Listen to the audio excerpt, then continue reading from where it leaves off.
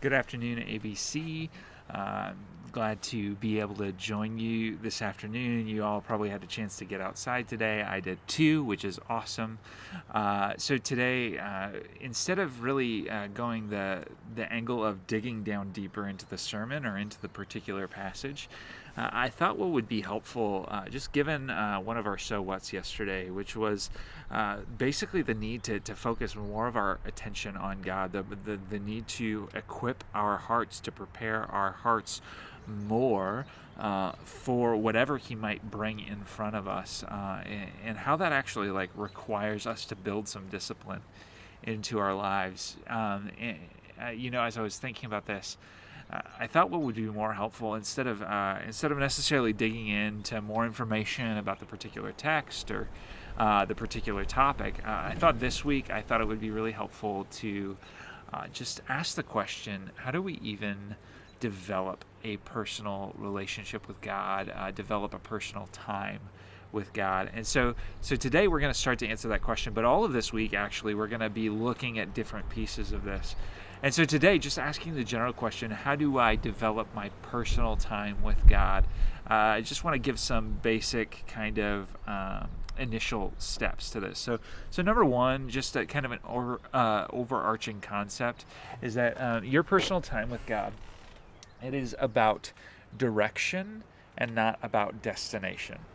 So your personal time with God is about direction and not about destination, meaning that your personal time with God, the time that you carve out in your schedule to set aside for prayer or Bible study or whatever that might be, as you set that time aside, it's not about doing the thing and checking the box and saying, okay, I did that, and so now I'm good.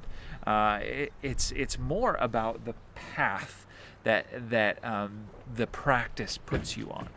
And so, once you have a daily quiet time, you have not somehow come to an arrival point, but it is kind of this practice that helps us to run the race effectively, because that's what Jesus calls us to. Jesus says, to run the race that is set before us, looking to the author and the finisher of our faith. And even as we look at the example of Jesus and his ministry, Jesus took these quiet times away just to be with the Father, to spend time studying Scripture and to spend time in prayer and that kind of stuff. And that was actually the fuel for what he did, the ministry that he exercised. And so it's not about the quiet time necessarily becoming the box that you check, because if that's the case, then it can become a really legalistic way of doing things. Instead, it is about the quiet time being a piece of the fuel for the ministry that Jesus is calling us to. In fact, I would say a daily quiet time or a daily time with the Lord is kind of the foundational building block to every single life that makes a massive impact to the kingdom. And so as you just think about this, as you think about setting this time aside, this is kind of the foundational piece that you do. If you want your life to make a difference for the kingdom, it starts with this daily time with God, because this is the thing that fuels the fire, that produces whatever fruit the Lord might produce through your life. Okay, so that's number one. It's about direction. Going somewhere, and how this sends us on a direction, puts us on a pathway. It's not about arriving at a particular destination. Number two is to plan your meetings. You must plan your meeting times with the Lord. So how do you know that something is important to you? Well, it's important because of the time that you actually take to set aside for it. So most people say, or the excuse that most people have when it comes to this, and I've even had this excuse at times, is, I just don't have time. I just don't have time to carve out with the Lord. My schedule is so full. And the reality is now, some people have more time than ever, but because it was never a priority in the past, it's not becoming a priority now. And you see that people still aren't taking this time away with the Lord. And so I just want to say, you value what you plan.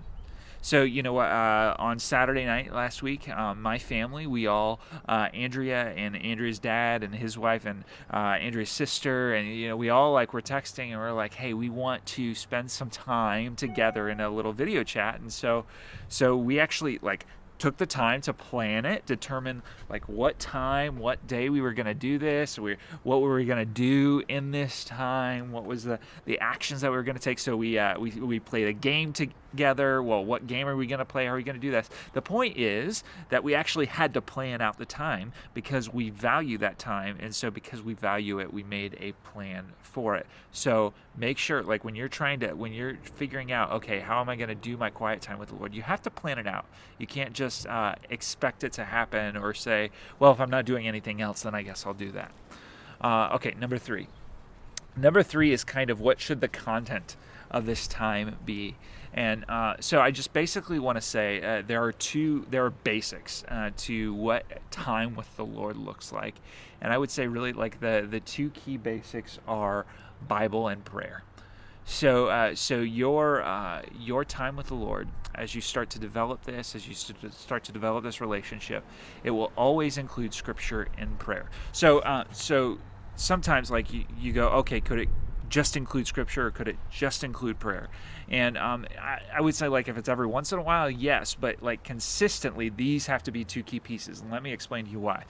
Because if it's only Scripture, what you will have is you will start to gain knowledge and information about God without, and you don't have the prayer piece there, and then you don't have any personal ownership of what you're doing with God. So if you have the knowledge and the information without the prayer, then you have kind of all of this stuff with no personal ownership. If you do only prayer, then what happens is that this becomes more than about personal experience and personal expression without a foundation in truth. So you need both elements, because either element without the other, they become misbalanced. And so how do these specifically work out when you meet with God? Well, that is a really great question, and we're not actually going to talk about that today, but we're going to set that aside for the coming days to actually look at what does our time in Scripture look like? How do we build an effective time in Scripture? What does our prayer time look like? What is involved in that? So over the course of the next several days, we're going to be looking at those things. But big takeaway today, as we just wrap this video up, is look at your schedule and plan a daily time where you will meet with God in Scripture and prayer. You know what? Start with just a half hour. And you know what? You can add more to it later. You can add more pieces throughout your day. Maybe it's at the beginning of your day and at the middle of your day and at the end of your day. But it can get overwhelming to think about all of that. So I just want to say, hey, pick a half-hour block in your daily schedule. And if that means waking up a half hour earlier in the morning to be able to do it, then do that. But plan a daily time where you will meet with God in Scripture and prayer. And then, you know what? This block will become the foundation from which God will draw spiritual fruit out of your life for your personal ministry. So anyway, thanks for listening today, and I look forward to continuing to engage this subject with you guys. Thanks so much.